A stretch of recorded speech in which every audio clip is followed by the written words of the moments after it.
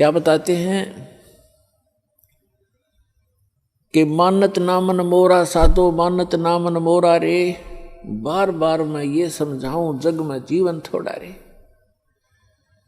फिर क्या बताते हैं, कहते हैं शरण पड़े को गुरु संभाले, शरण पड़े को गुरु संभाले, जान के बालक भोला रे।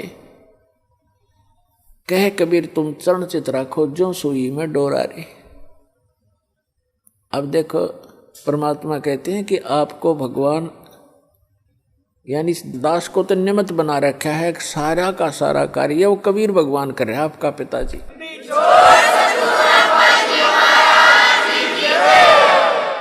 उसके लिए उन्होंने बताया है कि जैसे ये दास एक उस परमात्मा का चलता फिरता एक पावर हाउस है, लेकिन मेन पावर हाउस तो वो खुद है मालिक। वो थर्मल प्लांट है जहाँ से बिजली बनती भी है और आपको हमें प्राप्त भी हो रही है। इससे आपको आगे कनेक्शन मिल गए। जैसे आप कोई मोबाइल कनेक्शन ले लेते हो, कोई तार नहीं, कोई कनेक्शन जोड़ा दिखता नहीं और सारा काम कर रहा है, और जिस दिन आप उसका बिल नहीं भरोगे तो कनेक्शन ऑटोमेटिक वहीं से कट जाएगा, आपको बताने की जरूरत नहीं पड़ेगी। तो इस प्रकार ये दास एक चलता फिरता परमात्मा की पावर का एक छोटा वो समझ लो पावर हाउस, और इससे जिसको कनेक्शन मिलेगा उसके घर में वो पावर आएगी, उस परम पिता की थ्री फेस की। और इसकी जो मर्यादा में रहना और इसका टैक्स आप भरते रहना, यानी आपकी मजदूरी करते रहना, दान धर्म करते रहना, या नाम की मजदूरी, राम नाम की कमाई करते रहना, तो आपका कनेक्शन ठीक रहेगा तो पावर आपके घर पर आपका काम करती रहेगी। और जो पावर से काम होता वो मैनुअली नहीं हो सकता। जैसे पशुओं का चारा काटा करते हाथ से, ऐसे मशीन थी, अब भी है गांव में गरीबों के पास, तो वो हाथ वाला काम तो मैनुअल जितना ही होता है। जब उसमें लगा दी मोटर और पावर का कनेक्शन मिल गया, कट कट कट कट 1 घंटे में ढेर लगा देती है। आटा पीसा करते हाथ से, वो मैनुअल 2 घंटा में जाकर 2 किलो पिसा करता। अरे 2 घंटा में ठोक दे, पीट दे 10 क्विंटल आटे को, और हाथ नहीं लगाना, कोई प्रयत्न नहीं, मेहनत नहीं। तो परमात्मा की पावर से जो आपके संसारी कार्य होंगे ऐसे अनोखे से होंगे।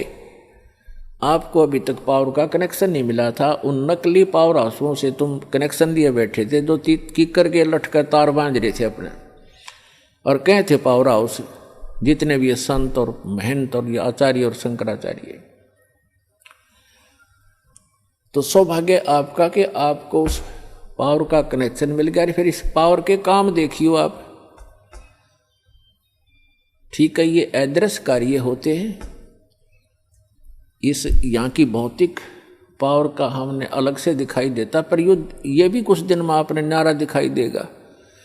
आप कल्पना भी नहीं कर सकोगे, ऐसे सुख देगा आपको। और आप किसी को बताओगे, आपको शर्म आओगी कि जान देना हटेगा और मन झूठा बनाओगा, एक झूठ बोल रहा है, और आपका कलजा फटन हो रहा होगा, किसने बताऊं।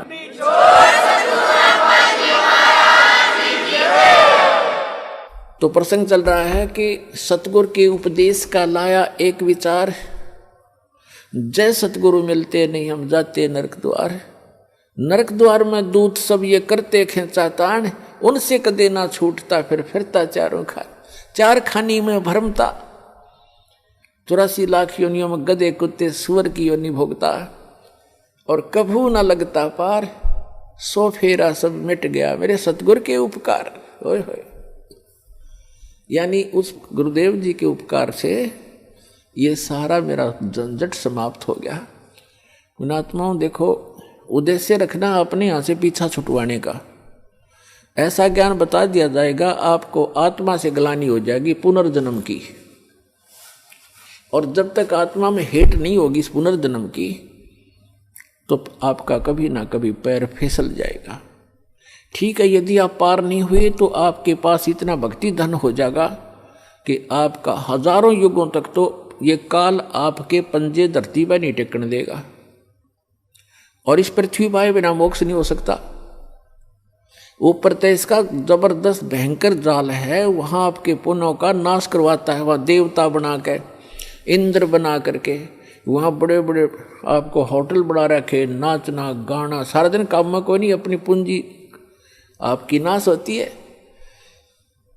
वहाँ ऐसे ऐसे इसने जुगाड़ जोड़ रखे और आपके ही कमाई से अपना यो धंधा चला रहा है, यो 21 ब्रह्मांड चला रहा है।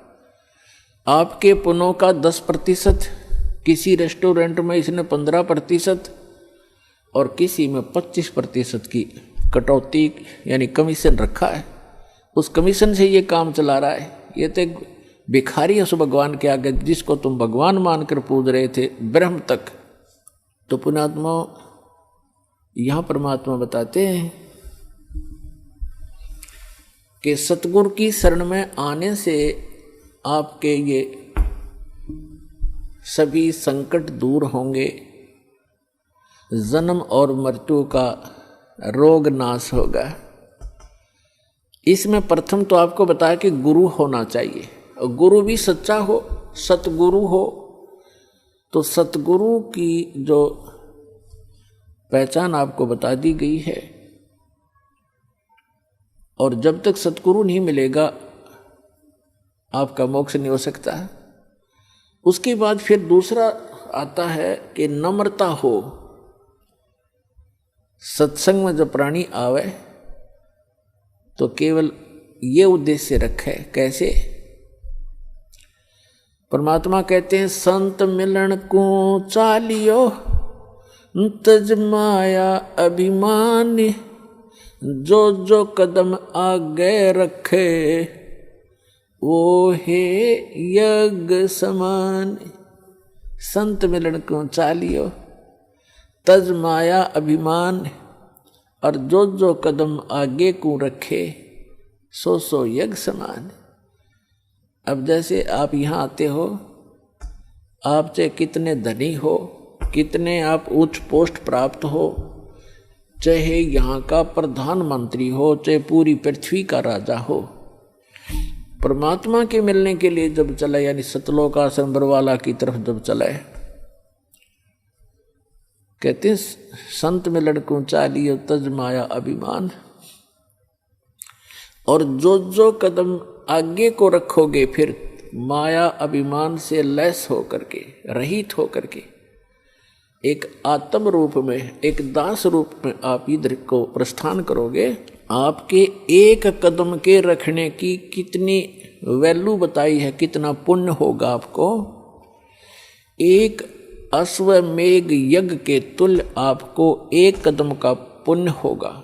चाहे आप गाड़ी में आते हो, चाहे अपनी किसी मोटरसाइकिल कार में आते हो, चाहे बसों से आते हो, ये सारे कदम हैं, जैसे किलोमीटर होते हैं। तो संतों ने इसको कदमों में मापा है कि वहां से यहां तक जितने भी आपके कदम रखे गए, जितने कदम बने, कहते हैं उतने ही यज्ञों का पुण्य मिलेगा यदि आप इस भाव से सत्संग के अंदर आओगे। जैसे रोगी होता है, रोगी को ये पता लग जाता है कि दीर्घ रोग है, और यहाँ के लोकल हॉस्पिटल के डॉक्टरों ने मना कर दिया है कि आप जाइए ऑल इंडिया इंस्टीट्यूट दिल्ली में। तो वहाँ जब ये डायरेक्शन मिलकर इंसान जाता है, तो वहाँ चाहे प्रधानमंत्री हो और चाहे कोई फैक्ट्री मालिक हो, कितना उच्च पोस्ट प्राप्त व्यक्ति हो, उस समय उसको अपनी जान दिखाई देती है, अपनी पोस्ट पद दिखाई नहीं देता। डॉक्टर कहता लेट जाइए, वो तुरंत लेट जाता है। डॉक्टर कहता ये कपड़े निकाल दीजिए, तुरंत निकाल के रख देता है।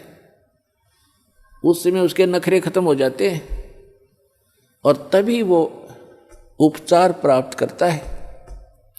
जब तक डॉक्टर के आज्ञा का पालन करता रहे, चाहे कुछ भी कहे वैसे ही, जहाँ लेटने को कहे वहीं लेटना पड़ेगा, जहाँ बैठने को कहेगा वह बैठना पड़ेगा, और कहेगा मुंह खोल, सांस तेज ले, वो सारा कुछ करना पड़ेगा। तो तभी वो अपना उपचार करवा पाएगा। तो ठीक इसी प्रकार जब आप सतलोक आश्रम बरवाला की तरफ आवे, संत मिलन को चालिए तज माया अभिमान, और जो जो कदम आगे रखे ओ हे यज्ञ समान। तो आपको इतना पुण्य मिलता है यहाँ आने का। आप क्योंकि संत है नहीं पृथ्वी पर कोई, संत मिलन को चालिए संत की तरफ चलने मात्र से इतना लाभ है, फिर यहाँ के किक के लाभ होगा वो तो गिनती नहीं हो सकती।